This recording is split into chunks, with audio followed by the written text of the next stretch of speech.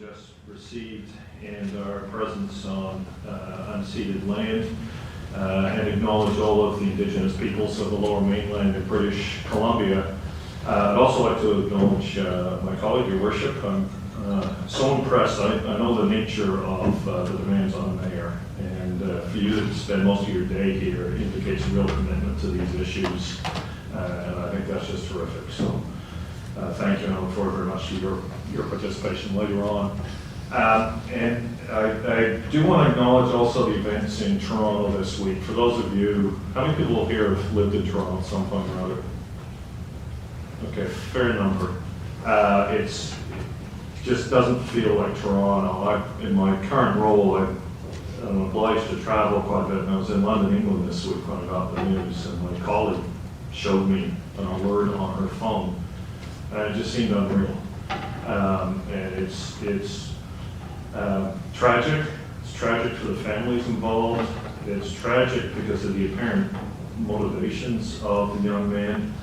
And I know people in Toronto are healing, but it's going to take time. And one of the strengths in Toronto, and its amazing strength, is that we have people from every country in the world.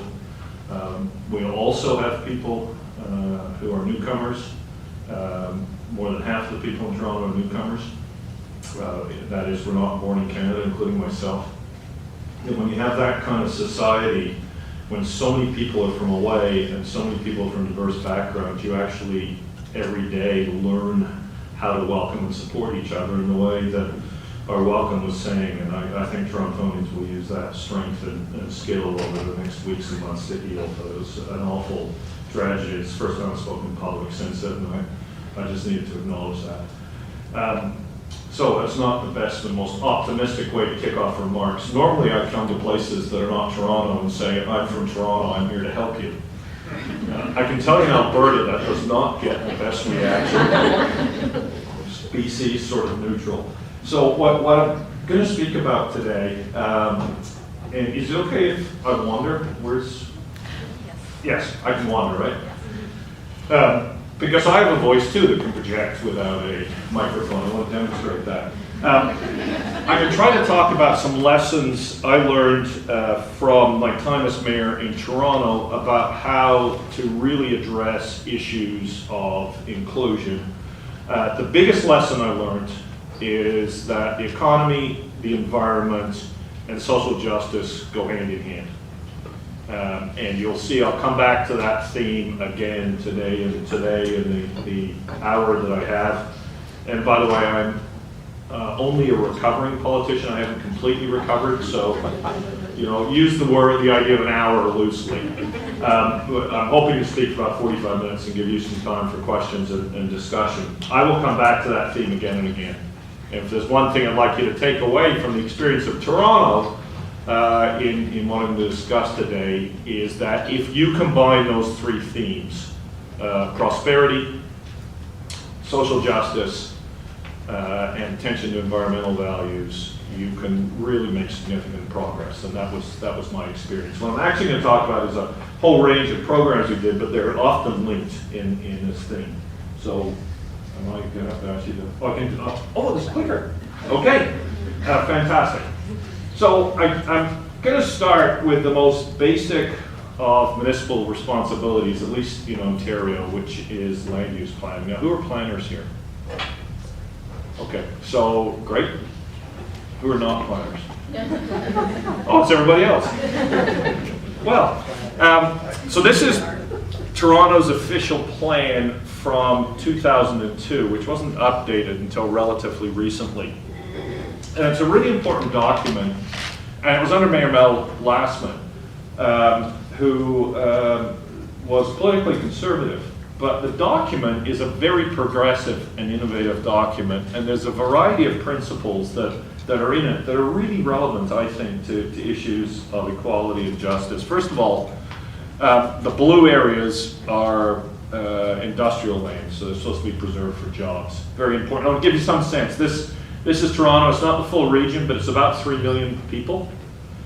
So it would be like Vancouver, Surrey, Coquitlam, Maple Ridge, and Burnaby, maybe? give or take. So it's a pretty big area. Toronto's 43 kilometers across, and I'll come back to that much later with a story I'm going to tell. But it's a very big area, and when I was first elected in the 1990s, this was actually a region, and the provincial government amalgamated it in 1997. So I think there are regional lessons you can take from Toronto's post-amalgamation experience. So jobs is one of them, very important. Toronto was a significant manufacturing center. It still is one of only 7 cities in the world that actually does final assembly for aircrafts. And people don't think of Toronto that way, but it's actually relevant to social justice and inequality, because manufacturing jobs traditionally drove middle-class lifestyles, particularly heavily unionized manufacturing jobs. Very, very important. Toronto still has aircrafts, it still has auto parts. In the late 80s, the last GM plant closed in Toronto, mostly around Toronto now, and it still has food manufacturing, interestingly. So jobs are important, very significant. And that's the blue. The green is a credit to some very foresighted politicians post-war, because a lot of the green you see in this is the Rouge Valley, the Humber Valley, and the Don River Valley and the tributaries. And before Hurricane Hazel hit Toronto in 1954, anybody heard of Hurricane Hazel? Okay, good, good. Well done, Professor. Of course the professor knows, because it's an academic institution, I forgot. I grew up on the Humber. Oh, okay. Well, Professor Ferguson grew up on the Humber. So in 1954, Hurricane Hazel hit. And before that, people were building, and the city was allowing people to build in the green space, in the ravines and the river valleys. And in Hurricane Hazel, dozens of people died. I think the death count was 76 or 78. Don't quote me on that number, but it's that magnitude. The bridge over the Humber River at Bloor Street, which if you go there today and stand in a park, there's this massive, massive bridge above you, way above you, was washed out. And standing in that park, there's a blue wave about 30 feet up the bridge where the high water mark was. And this hurricane was extraordinary. And it wiped out the houses that were being built in the Humber River Valley in particular, and killed a lot of people in that valley. The provincial government after that passed laws for the whole province that said you can't build in ravines or within the high water mark anymore. So from 1954 on, this green space has been preserved because of environmental concerns and health and safety concerns, but to me it's become a defining feature of Toronto. People in Toronto value the environment, and they can experience it through Toronto Island, through a great park system, and through the ravines, which were preserved after that hurricane. I do need to tell, I live in Hyde Park, which is there. In fact, right there. There's a great story about Hyde Park, which is a very important green space in Toronto as well. It was donated by John Howard and his wife. They were very forward-thinking people in the late 1800s, and he had 2 conditions. One is you can't drink alcohol in Hyde Park, and to this day you cannot drink alcohol in Hyde Park. And the second is, I'll take a modest pension for the rest of my life. It turned out, and live in Hyde Park in a house called Cawthorn Lodge. Mr. Howard lived so long that his pension payments were worth far more than the land that he donated to the city. So there's a lesson about public-private partnerships. Anyway, it's forward thinking. So, whoops, did I say that? So Toronto's defined by industrial areas, green space, and then if you look at this map some more, you'll see some other things. And the intent of the plan, and 2 or 3 really important principles. One is, like Vancouver, Toronto is really challenged by urban sprawl. It's an environmental issue, it's a transportation issue, and it's an economic issue. For example, the municipalities around Toronto were incented by the province to subsidize employers to move from Toronto to the sprawl-based areas to provide jobs there. Which, if you think about it, is kind of a crazy planning idea, but that's what was happening in the 90s. So the idea of this plan was to say, sprawl is causing us these really significant issues around prosperity, around transportation, and around environmental challenges because the suburbs were car-based. And those challenges were in the suburbs too, not just in Toronto. So the idea of the plan is to bring growth back into the city. And it was to be done by allowing density to grow where there is or can be higher order rapid transit, either by light rail or by subway, depending on the nature of the neighborhood. And you can see that in the brown lines across. They're called avenues. That's actually in the bottom of the slide. You probably can't read that. It says avenues. The brown lines are where growth is to be directed and redevelopment to be directed. There's huge development pressure in the Toronto region. The question is, does it become sprawl-based and pave over farmland? Literally, that's literally what's happening, because we don't have an agricultural reserve. Or does it come into the city in a more sustainable way? And the idea behind this plan was bring it into the city. It's good for the region, it's good for the city, it's good for the city economy. It will create jobs, and it will be far more sustainable. There was also a second really important principle, and I was impressed that Mayor Lassman allowed this to go through because it doesn't meet, I don't think, his personal thoughts about how a city should grow, because he's from a more suburban area. But one of the principles to this plan is that people should be able to live in the city of Toronto without having to own a car. And I think it's a fantastic principle of a land use plan. Jill and I don't own a car. We have. When you're the go-to carpool dad for 4 kids in hockey, you tend to have a car, but we don't anymore. Now, we're lucky, we live right beside a subway stop. There's some parts of Toronto, so I'll speak about in a few minutes, where you couldn't live that way, but that was the goal of the plan. Part of that was to be accomplished by trying to bring growth to these avenues. Now, you'll see the avenues are a bit broken up, like here, and here, and here, and here. That's as a result of political compromise, because certain city councillors didn't believe that their residents wanted to accommodate growth. So at the time, the mayor's office compromised with those councillors and took the avenue designation out of the plan. I like to believe that had I been the mayor, I wouldn't have done that. But the city of Toronto, there's 1 mayor and 44 councillors. You have to get at least 23 votes to get things through. Sometimes there are practical realities. But I think it's unfortunate. I think, and I believe we could have maintained the position that on a big, busy road where there was higher order rapid transit, you could welcome growth.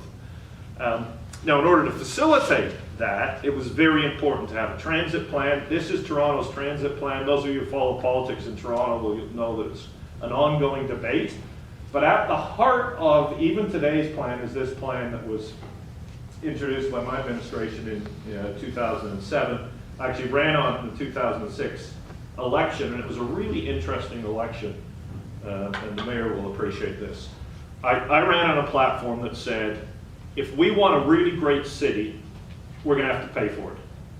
We're going to have to raise taxes, people are going to have to give a little bit more, and we just got some new powers from the province to create whole new taxes. We're going to use those too, but we'll invest in the kind of city you want. And one of the things we'll do is build a network of light rail transit to suburban areas. Light rail because the suburban areas aren't built in a built form that has enough density to accommodate subways. And a network because in order to be a city where people can live without having to own a car, you need a transit network. If you just have a couple of lines, which is what Toronto really has now, the Young Line and the Bloor Line, people aren't going to be able to choose to not have a car. And that was the platform. There were other things that were important to the city that I spoke about as well, and we'll get into some of those. My opponent ran on a platform saying, I'm going to freeze taxes and build subways. And it was really interesting because every political advisor at a provincial level would say, oh my God, what are you doing? You cannot tell people that you're going to raise taxes, let alone create entirely new ones. Are you crazy? I got 60% of the vote. Well, 59, but let's call it 60. Okay? It's not an academic. And my opponent got about 30. It's about 2 to 1. And people were prepared to say, if there was somebody they trusted, and there was a vision that they could buy into, they were prepared to say, yes, I'm prepared to pay a little bit more. It was a really interesting moment. Of course, there have been other campaigns since then in which people got elected saying, I'm going to freeze taxes and build subways. They did neither, but they did get elected on that platform. So this is important. Transit City Light Rail Plan 2007 was announced in about March through Adam Giambroni, who was chair of the Toronto Transit Commission. Premier McGuinty announced full funding for it on January 15th, 2007. A couple of things about that. Like in British Columbia, it's very difficult in Ontario for cities to build the kind of infrastructure that's needed to support the policy directions that council agrees on, because you don't have access to enough diffuse different sources of tax revenue, particularly either a share of the income or the sales tax. So that's why you always have to go ask for permission from the province, and it becomes problematic because it means things don't happen unless you have a provincial government and local governments that can all agree at the same time, and as you've seen in BC through the failed referendum, it becomes really difficult. So June 15th, that's the first thing about June 15th. The second is that I remember it was that day because it was my wedding anniversary. And Jill and I had agreed when I was elected mayor that we would always spend, I would take that one day off, and we would always spend it together. Usually we went to Stratford and saw a play. And we got a call on about June 11th from the Premier's office saying, would the mayor be available? We want to announce $20 billion in funding for Transit City. The answer to that question is yes, by the way. You are available. So we said, of course, when is it? June 15th. So I had to phone Jill and say, Jill, I know we're going to Stratford, I've got to cancel, but would you mind spending our wedding anniversary together in a bus garage in Mississauga? For those of you in relationships of some permanence, I do not advise having that conversation. The next year we went to Madrid. Yeah, but the balance still, I think I still owe on that. Anyway, so transit plan is coming, and I'm going to speak to the transit plan because later again, a couple of times, because it's about accommodating the official plan goals. It's also obviously about environmental goals, but at its heart, I think good transit plans, and this plan in particular, is about social inclusion and social justice, and I'll make that point a couple times later. So the vision of the planners was that you'd have this kind of mid-rise construction along the light rail lines. This is taken from a presentation by the planning department on Shepherd Avenue, where the LRT is there. Oh, by the way, the Eglinton Crosstown is being built. The Shepherd Avenue started and was canceled at the cost of $100 million. And is supposed to be restarted. Finch was about to start, was canceled, restarting. I'm sure this happens in BC too, but it's coming along in the way it's supposed to.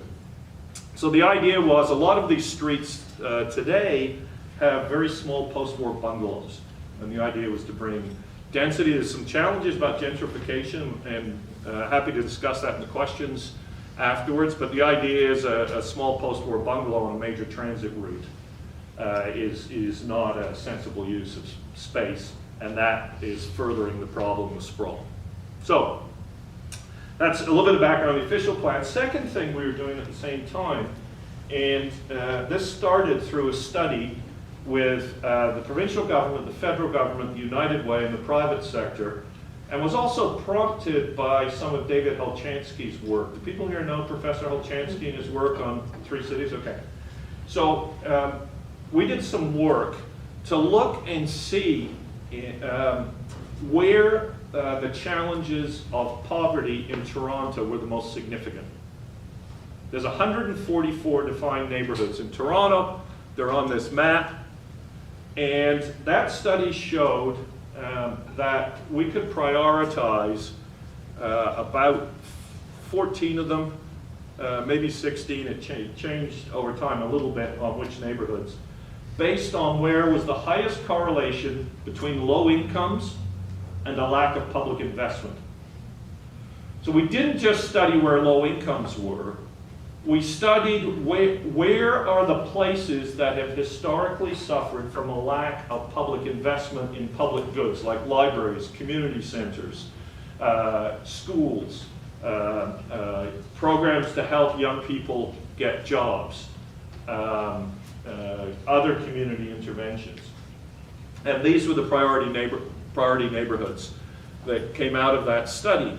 And what we did at City Hall was, and the reason they're called priority is because they became a priority for public investment, and we actually prioritized public investment for these neighborhoods. So as we were thinking about where to build community centers, they came to priority neighborhoods first. As we were thinking about job training programs and programs to reach youth who needed opportunity, they came to priority neighborhoods first. And it was a really important strategy. It was actually part of the city's community safety plan. And the community safety plan was a really interesting plan because it said right in the plan, and this passed council unanimously, it said right in the plan that safety is not just the absence of crime. It's about inclusion and having a meaningful voice in society. So it was about social justice. And that's why we were able to work on the priority neighborhoods, particularly with a focus in youth. And the other interesting thing about this, and David Helchansky's studies are similar, is the places that there haven't been public investment in Toronto that are low income tend to be in the inner suburbs, like Etobicoke, Scarborough, North York, not in the former downtown. And there's a variety of reasons for that, but one of the reasons is that many of those areas became immigrant settlement areas. People are working class, hardworking, low income, and don't have a vote. And it's very interesting to see the correlation over time of the fact that landed immigrants in Canada, unlike many other countries, people who've made a permanent commitment to this country, but don't have a vote, what happens to public investment? They pay taxes, property taxes, like everybody else. And the new land transfer tax that was brought in 2007, that, by the way, has financed the City of Toronto since, otherwise it would have been bankrupt, but that's an aside. And if you go to these neighborhoods or look at the statistics, you will see very high proportions of landed immigrants who are excluded systematically from the political process. And it's a really interesting conclusion. The conclusion I drew from that was that landed immigrants, people who've made a permanent commitment to Canada, should have a vote to help offset this, because it's bad for the whole city. It's bad for everybody that you have continuing pockets of poverty. And I came out publicly in favor of that. We didn't get anywhere, unfortunately. We started a campaign about it, but I still think it's a really important part of the solution. Because if you don't have a democratic voice in a democratic system, you're not going to get the investments that are needed. And I'll come back to these neighborhoods in a little while. And I wanted to give you an example, which doesn't happen to be from a priority neighborhood, but it's an important example because it's a project that you probably know that worked, and the principles underlying it are the same kinds of principles as we used in the priority neighborhoods. Because one of the really important principles in the priority neighborhood strategy was that we want to engage people in their community. And engaging them means city officials and politicians going to where they are and listening to them about their needs. Not coming in with a preconceived idea of what their needs are, but listening to them.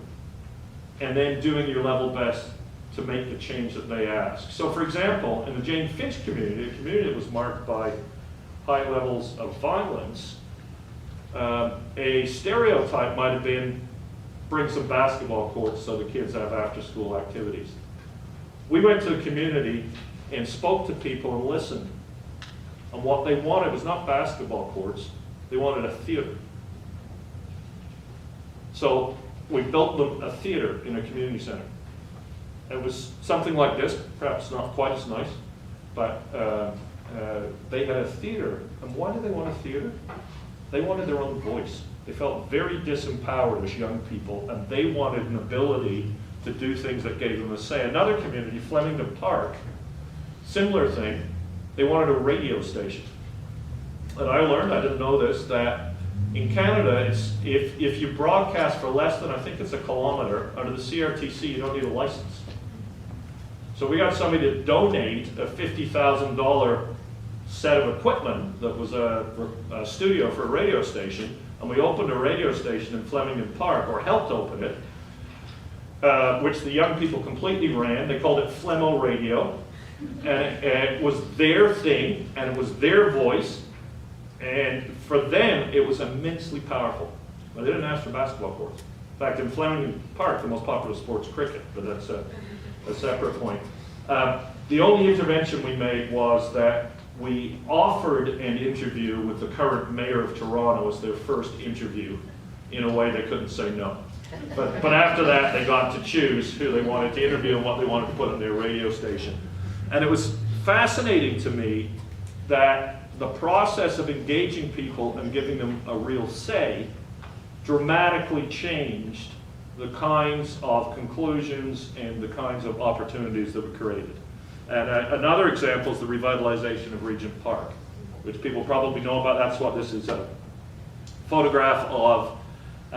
And it was a fascinating process led by Derek Ballantyne, who used to run Toronto Community Housing Company, who was an absolute visionary and a highly effective leader. And we knew two things. As you probably know, Regent Park was Canada's oldest social housing. It was built post-war, and the idea was it was built for returning soldiers, and they built it inward-looking so that there were little kinds of little squares inside Regent Park. And they also did something that turned out to be really foolish, but was well-intentioned at the time. They built it in a way that cut off all the streets around it, because the neighborhoods around it at that time weren't the nicest neighborhoods. So they said, let's build this place that's beautiful for these returning veterans. They would have to deal with all these, poor housing. They could live in this new housing, but we're going to close off the roads and everything. And of course, over time, that produced a disastrous result. As the neighborhoods changed and the low-income neighborhoods around Regent Park gentrified, the fact that it was cut off meant low-income people and much higher-income people didn't really mix anymore. And by the 1990s, it had become a very cut-off place, marked by violence in those little parks. So we knew that we wanted to reopen the streets and reintegrate the neighborhood and the neighborhood around it. We knew something else, we had to. The buildings were at the end of their useful life. And Derek said, stop. Stop there. Let's not do anything else whatsoever. Let's do no other planning. Let's go to the people of Regent Park and tell them now that we have to rebuild their homes. We want to rebuild it in a way that reconnects it with the streets around, but we don't know anything else, and what do they want? And it was really fascinating, because the first thing people said was, we like our neighborhood, we want to be able to stay here, and if we get a job with a higher income, we'd like to be able to stay here. Can you build some mixed income housing so that if I'm doing better, I can stay in the neighborhood where my kids are growing up, which was not expected. Really interesting. Second thing they said was, how much are you going to spend? Might be $2 billion. If you're spending $2 billion in our neighborhood, what jobs are our kids going to get from that $2 billion in our neighborhood? And that resulted in a program where all of the contractors who were doing the work on rebuilding had to hire 25% of their staff locally. And these kinds of interventions seem to be out of fashion. There's this idea that if you just let the economy go, it's all going to work. Well, it doesn't. We've seen since 1980 very significant increase in inequality. It's getting worse now. We need to think about how to orient our economy in ways that support everybody. And in some ways, this was a small thing, but it was a very big deal for the people there. And I went out, I had the privilege, because I was the mayor, of demolishing the first wall in the first building that had to be demolished. It was like a 12-year-old boy's dream, right? I had this machine, I forgot what it's called, it has a wrecking ball on it, big ball, and I got to pull the ball back and let it go and knock down the wall. It was just fantastic. And I made a hard hat, It's on the front page of the newspaper the next day. It was just great until the Ministry of Labor said, does David Miller have a license to run that machine? Oh. And they shut down the job. I'm not kidding. Anyway, a bit embarrassing, right? But I spoke to the contractor and I said, what do you think about this 25% higher? And he said, you know, Mayor, I really thought when I was told this that you guys were crazy. What are you doing making me hire unqualified people just because they live here? We've got a job to do, we want to get it done. He said, but I was wrong. All of my permanent employees tell me it's the best thing they've ever done, that these young people are thirsty to learn the skills and they're thirsty for the opportunity, and it's so rewarding for my team to mentor them, which was fantastic feedback. There are a couple other things people said they wanted, which I think urban geographers will know. Grocery store. There's no grocery store there. A bank. And then one other thing that people in a low-income community wanted. I'm going to ask you to guess. One other thing. I'll give you a clue. Symbolic of... Yes. Yep. They wanted a Tim Hortons.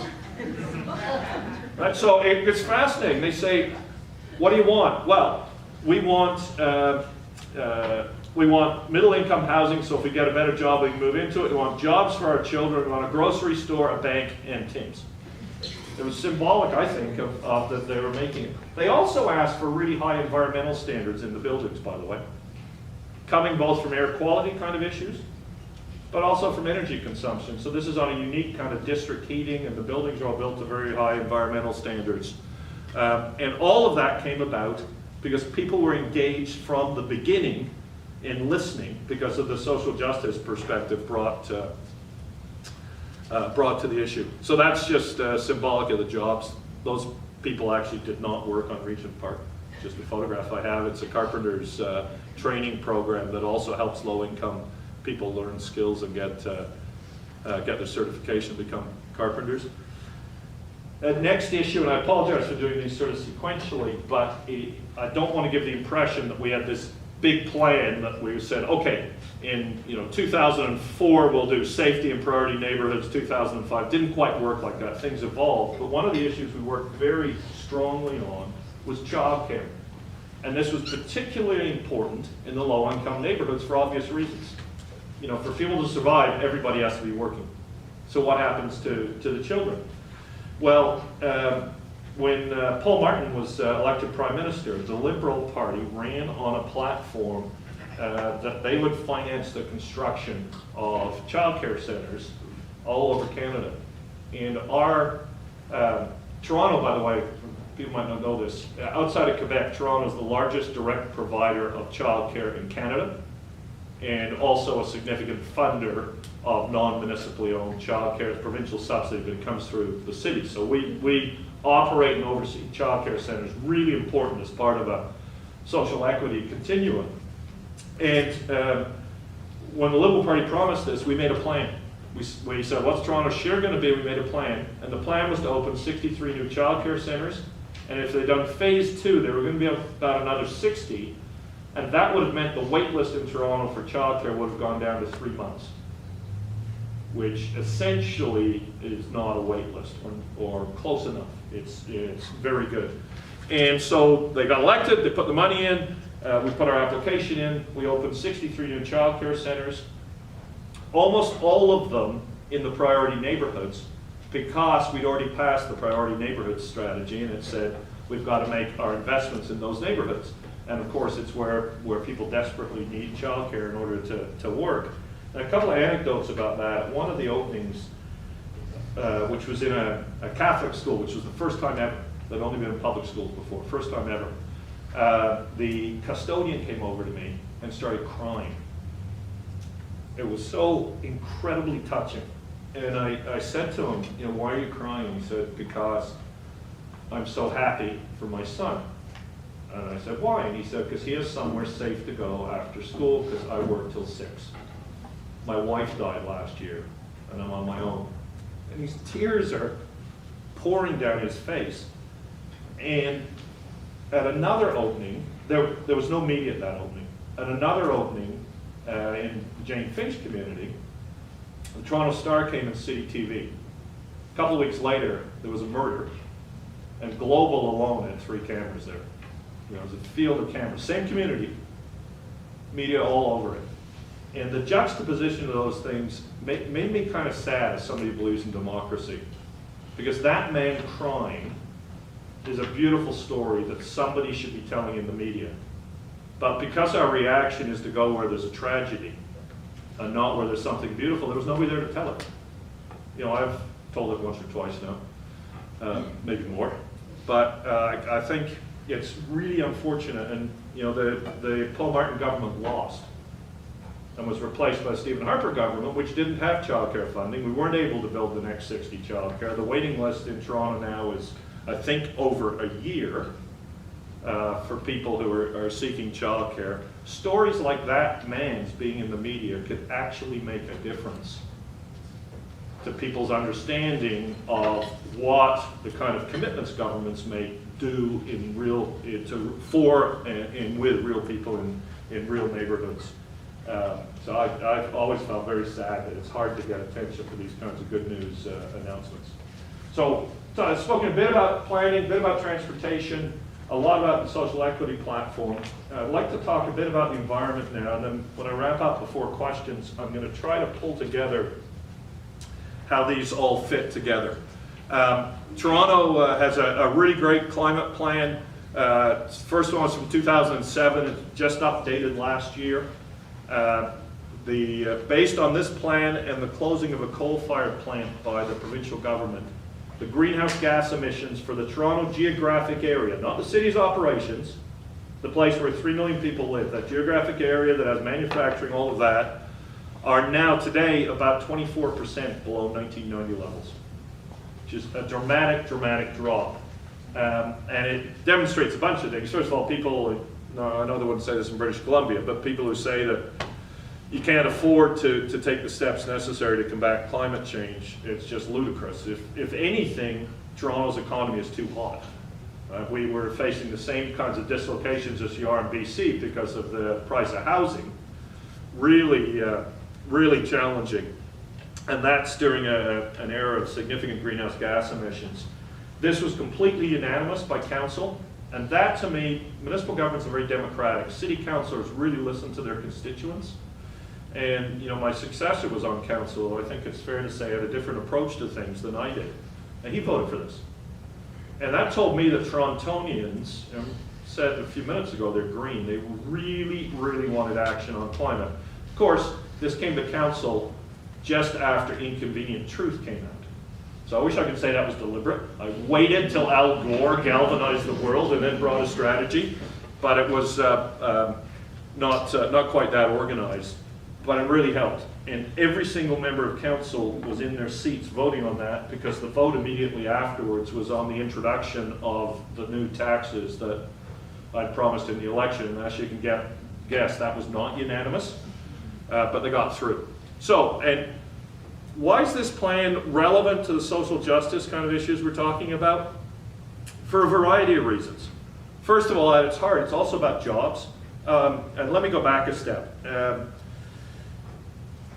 One of the reasons that there's a significant importance for the leadership of cities in climate is that most of the greenhouse gas emissions in the world are either because of cities or because of the activities it takes to sustain them, like coal-fired power plants in the United States. So if you add the emissions that occur in cities together with things like the power plants that sustain them, worldwide, according to the C40, about 70 to 75% of the greenhouse gas emissions in the world can be attributed to cities. And those are predominantly in 4 areas: transportation, how we heat and cool our buildings, how we generate our electricity, and how we manage our waste. So Toronto's plan addressed all of those things in all sorts of different ways. But one thing I wanted to highlight, part of our plan was called Lib Green Toronto. It's up there on the left. That was a program where we created a grants program, little tiny micro grants, $1,000, $2,000, $3,000, maybe up to $10,000, to go to communities who wanted to do something that was going to make the community better and reduce greenhouse gases.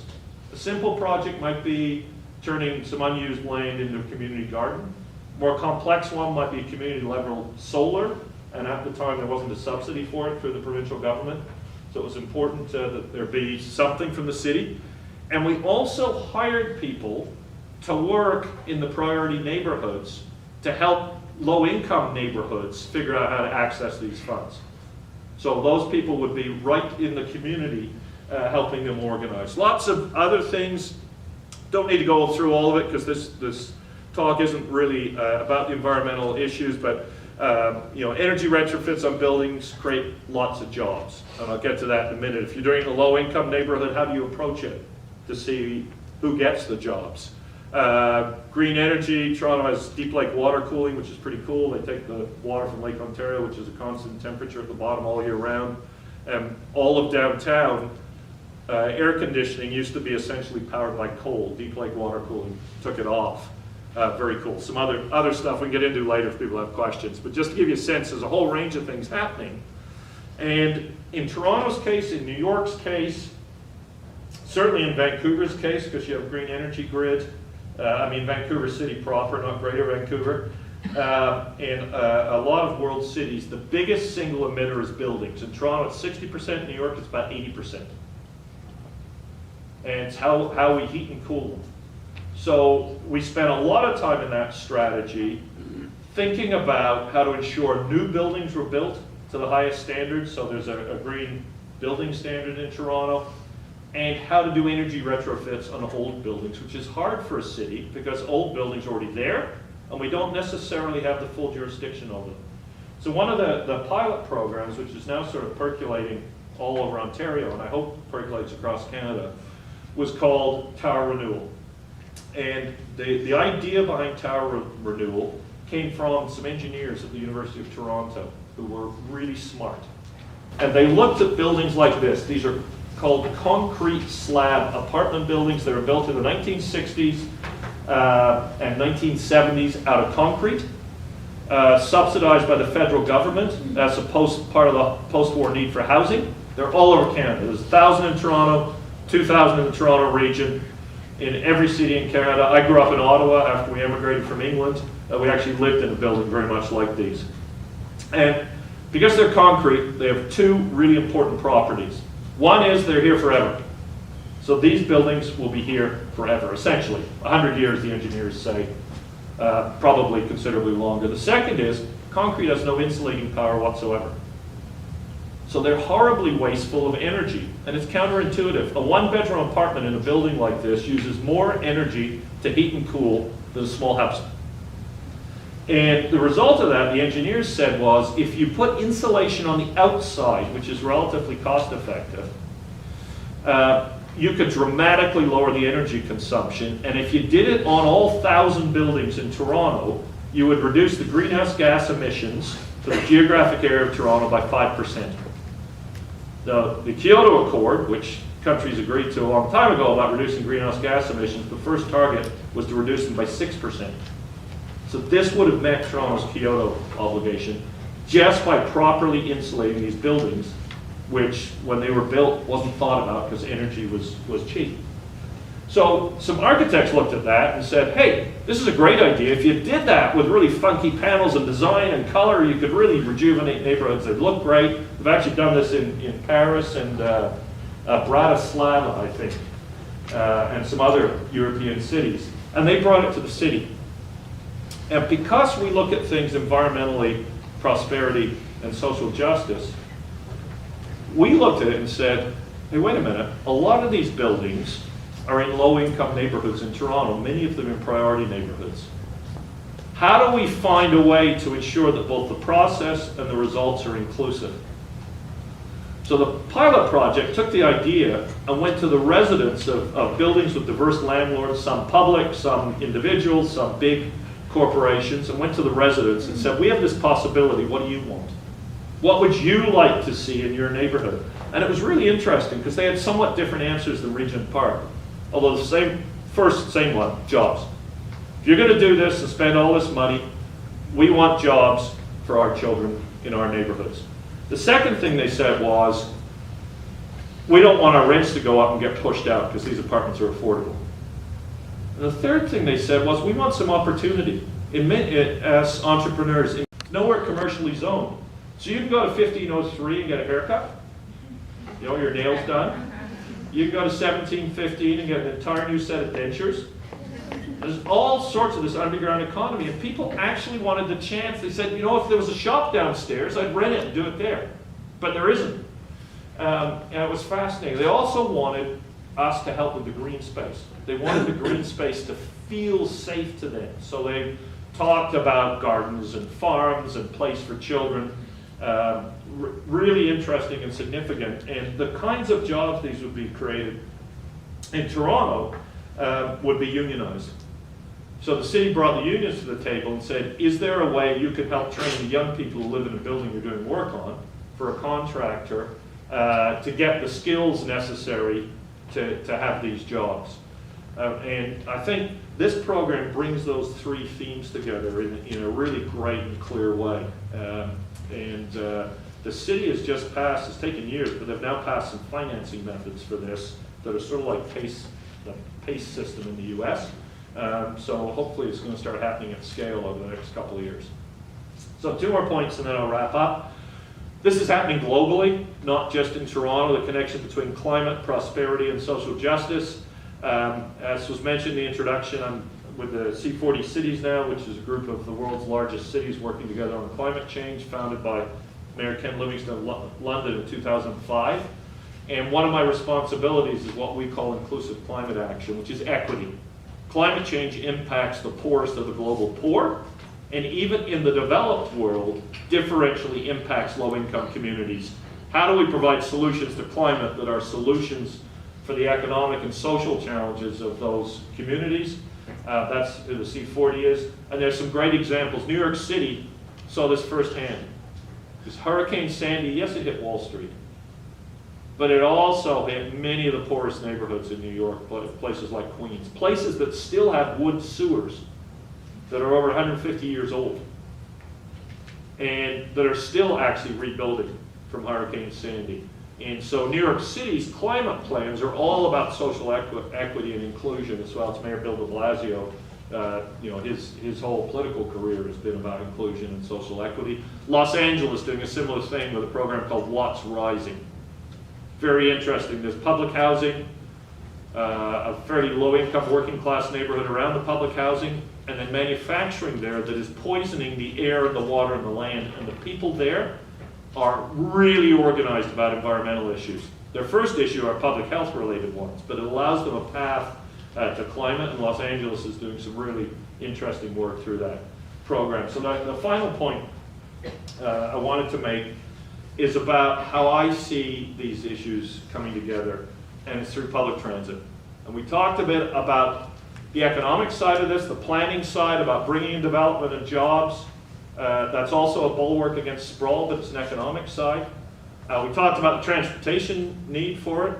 You know, if you've been to Toronto, because there's no transit network within Toronto, no real network of rapid transit, and because the regions outside Toronto are entirely car dependent, there is terrible transportation chaos.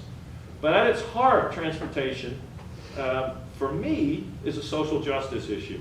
If you look again at this map and then see these, that's a map of where there are clusters of those towers that I was just talking about. And many of those towers in most parts of Toronto are also places where low-income residents live because it's the cheapest rent that they can get. And this will show you where the priority neighborhoods are. So if you look at these three charts, you've got the transit map, the tower map overlaid with transit only in red, and the priority neighborhoods map. And what do you see? These new lines, the light rail lines, aren't just about creating a network. They're also about connecting these low-income neighborhoods into the fabric of city life. And why is that? Well, the network was planned on two principles. The first was to meet the needs of the official plan to direct growth.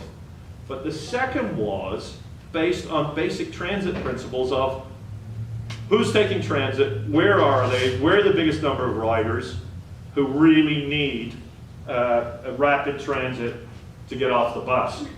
And of course, who's riding the bus? Low-income communities, predominantly, not entirely, but predominantly. And I certainly, when Mum and I came to Canada, the first winter in Ottawa, there was 14 feet of snow. For you younger people, feet is an old measurement system we used to have before metric. And she took a look at it and said, I'm not driving this country. So we took the bus everywhere. That's how I grew up. But in Toronto, if you have to take the bus to work, it's tough. And so what the transit plan does is not just provide transportation for the city, not just support the official plan goals of growth, but it knits the city together, low income and high income alike. And if you look at Toronto today and David Hulchansky's maps of where the three cities are, high income people are clustered around the subway, and low income people are clustered around bus routes. And this plan has a chance to change that. In fact, there was something from David Hulchansky yesterday that said in 1980, there was something like 15 low-income neighborhoods in Toronto, some small number. Today there's 88 out of 144. Increasing inequality is the issue of our time. And why does that matter so much to people? When we were doing our public engagements about Transit City, I took a bus starting at 6 in the morning in Malvern, which is up here. I took the Malvern bus down to Shepherd, and the Shepherd bus across, and eventually I went to York University, which is there. And there was a woman on the Malvern bus, and she stayed on Shepherd, and she said, Mayor, what are you doing on my bus? I said, we're coming to talk to you about light rail transit. And she said, what's that? And I said, it's like European-style trams. They run in the middle of the road. They've got their own right-of-way so they don't get caught in rush hour traffic.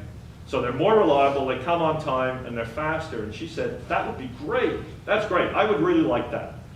And I said, great. Well, where are you going? And she said, to work. Where do you work? I work at Pearson Airport. Okay, well, okay. That sort of takes away the dramatic part, doesn't it? So Pearson Airport's up here. I said, how do you get to Pearson? She said, well, I'll go to the Shepherd subway, then the Yonge subway, then I'll take the Finch bus, and then the Malton bus. How long does that take you? 2 hours, if I make my connection, but in the winter, sometimes I miss it.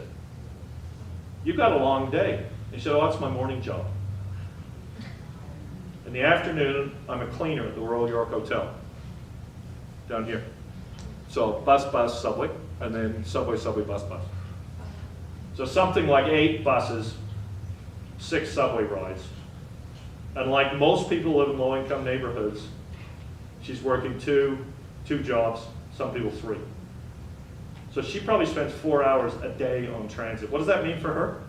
It means, first of all, she's not there with her family for dinner. Secondly, unlike my mom, who went back to school and graduated at the age of 56 by taking night courses, she can't go upgrade her skills because she does simply not have the time to get to any places she could learn more skills to get 1 job instead of having to live on 2. And as it happens, there's a community college right here, Centennial College, but she can't possibly do it.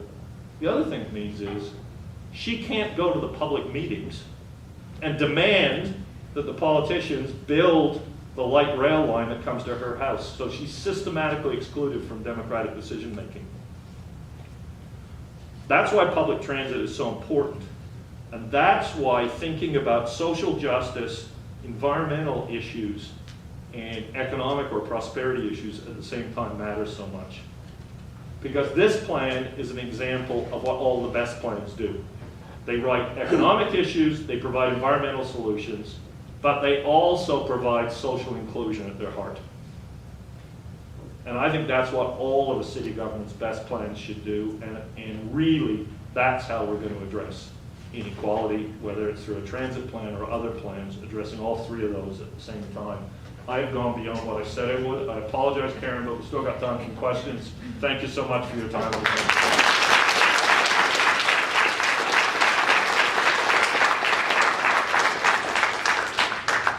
And I should say, this has been sitting in front of me the entire time. Watch out, panelists. Any questions or comments? Yes. Yeah, go ahead. Yeah, you. Yeah, I think like the social justice lens on transit is wonderful, and I guess what I'm wondering is what plans were taken into consideration to once the light rail or subways were introduced to keep these neighborhoods affordable? Because I know in the Lower Mainland context, once any rapid transit planning is introduced, like land values skyrocket and will get pushed out. It's a really difficult issue, and I think, well, you can see it here, literally here. Municipalities don't have the full set of tools to do that, but of everything I've said, that's the one thing that wasn't solved properly. Now, the idea behind the light rail lines is to have medium density along the line rather than nodal development like here, and to some extent that helps. You know, in Ontario we now have rent control, so that helps. City of Toronto has a policy that we've lost legal battles over a couple of times, but it's still the policy that you can't displace tenants in an application for new building. So there are some tools. Inclusive zoning might be another one, but I think it's the one thing that people haven't properly solved. And the risk of this is that all of Toronto will become like the areas on the Yonge and Bloor line. And you will see what's happened in places like Paris, and I think to some extent the GVRD, where the working class has been pushed out of the core completely.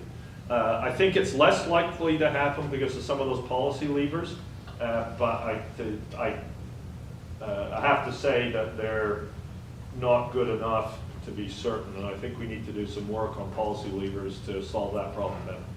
For example, in Vancouver, my understanding is in the city of Vancouver proper, if it rezones a condominium, it can say you've got to have a co-op in it. Toronto, you can't do that. We could do something like, when you approve a transit line, ensure that some of the land had to be for social housing, and the city does have policies about affordable housing, but they get interpreted to mean affordable prices to buy rather than affordable rental. And that doesn't meet the needs of people who need affordable housing nearly often enough. Yes?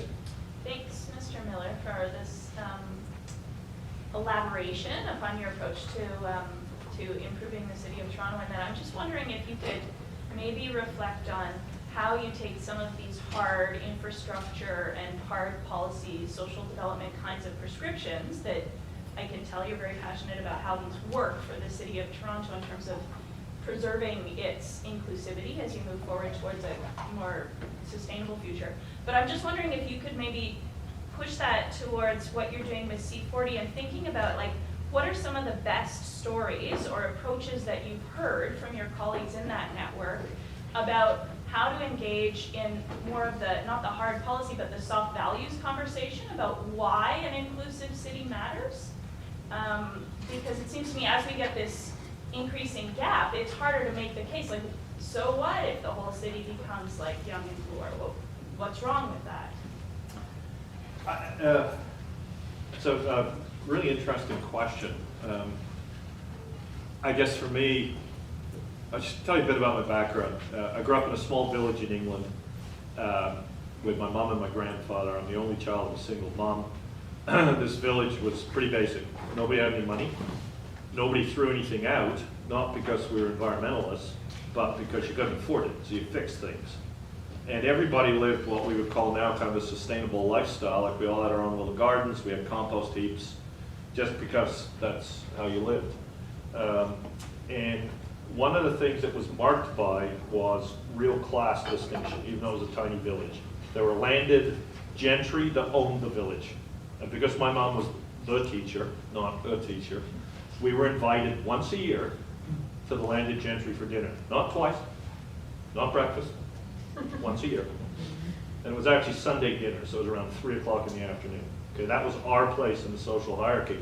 My friends were farmers' children, and the children who lived in council housing, which is the English equivalent of council housing. We had 3 council houses, okay, a small place. I spoke like that. It's a very distinctive local accent. And every night, my mom would say to me, you can't speak like that, you have to speak like the queen. Because if you speak like a farmer, that's all you'll ever be. Okay, I'm 4 years old, so I'm being told every day. England also had a test back then called the 11+. And at the age of 11, you took a test, and if you didn't pass, you went to technical school. Unless you were rich, in which case you went to a private school, and then you could go on to university. So it was really obvious for me as a little boy that there were distinctions based on class and background that were really difficult for people to overcome. And it's why I've spent my entire political career, I think, fighting about these issues. And the environment is only part of it. And so in that context, it's always been obvious to me that the people who have power and influence and money are going to do everything they can to fight to keep it. So, I mean, my real answer to your question is we need to speak up. I'm not sure it's about examples, showing examples that work. Scandinavia works. Canadian healthcare works. You know, when I speak in the US now, I always pull out my OHIP card.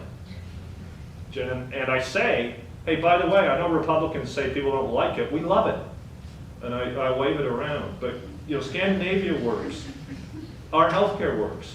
It doesn't, the reality of those facts doesn't matter. I think it's more an emotional thing. And it's harder to, you see in Scandinavia, one could argue that Scandinavia, one of the reasons why there is such equality there is that everybody's the same and look the same. And it means it's not us and you, it's just us. Toronto is so diverse that there's no us and you either. Because who's the us and who's the you? And that's a really good thing.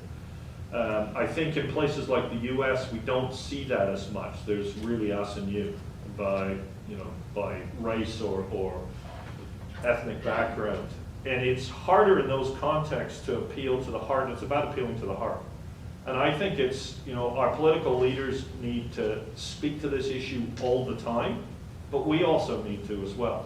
You know, it's not just up to the people we elect to help establish that relative equality is a good thing.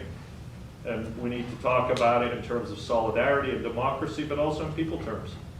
You know, and I mean, you know, we're about to be faced in Ontario potentially with a government that isn't very progressive on these issues, to say the least.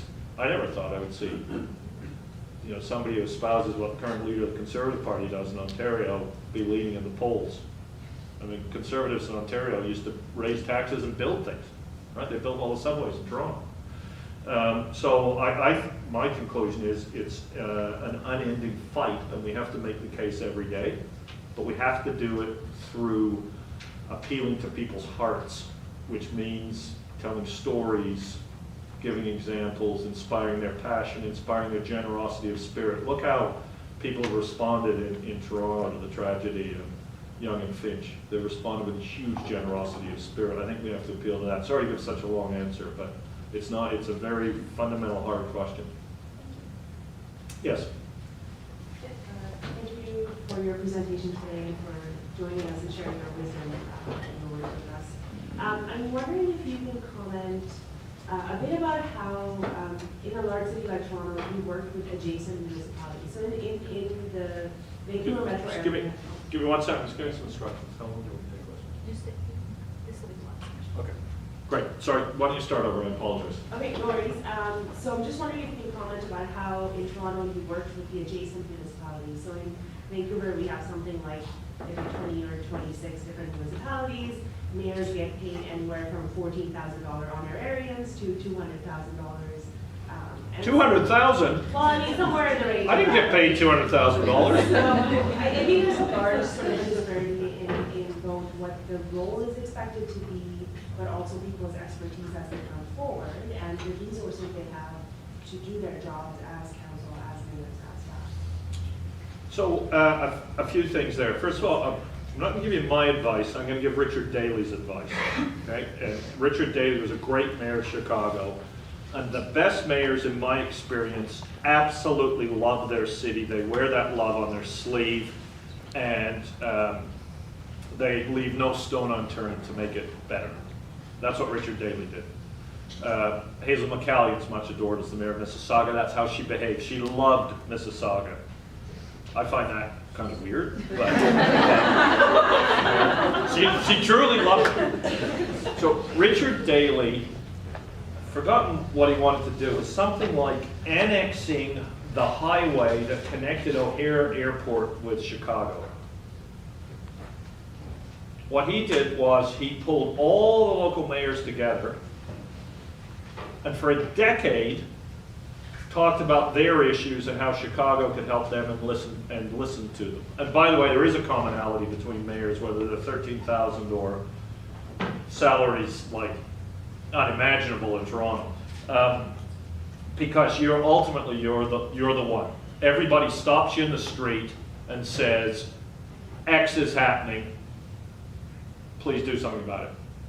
Whether it's a pothole, a riot, a tragedy, building transit, you know, your soccer team winning the MLS championship and almost winning the CONCACAF Champions League, whatever it is, you're responsible for it, right? It's a commonality between mayors.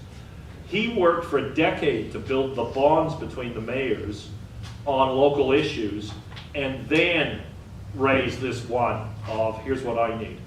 And the lesson I take from that is about the building of the bonds. And so what do you need to do that? Well, you need mutual respect and listening. You need to think on some issues that span the region. So I worked with the regional chairs because the mayor of Toronto is more like a regional chair, and sometimes with the mayors, depending who it was, like Hazel we've worked with. On environmental issues, people around Toronto really care about that actually. On transit funding from the federal and provincial governments, and housing, and that was it. We just focused on those things, but we had similar kinds of issues. So it wasn't about the differences, it was about the commonality, which is what Richard did. The other thing is you need some kind of structure. He created a Chicago's Mayor's Council. What we had was Metrolinx, which is your TransLink. And unlike here, the Mayor of Toronto, 3 other appointees from Toronto, the regional chairs, were all on the board. So over lunch, we had an informal opportunity to talk about these regional issues. And one thing that I see in Vancouver that's horribly dysfunctional is you got a TransLink board and then a Mayor's Council. And the Mayor's Council is completely dysfunctional because it doesn't have any real ability to influence the decisions, but it also doesn't have to take any responsibility for them. So people on it can take positions that are untenable because they're never accountable for the decisions. And I thought the original structure of Metrolinx, which by the way the province got rid of, I think because it wanted to be able to make the decisions itself, was brilliant in terms of building an accidentally positive result, building that regional cooperation. And I don't know what this government's position is on that issue, and it may be that it's just one of these provincial things that can't change no matter who's in power. But if you had mayors actually running TransLink, you could create that kind of dynamic, and it would be would have the potential for some really amazing results. That has to be the last question because I ran over time. It's my fault, but thank you for your questions, great questions, and your ongoing work. Please keep it up. Thanks very much.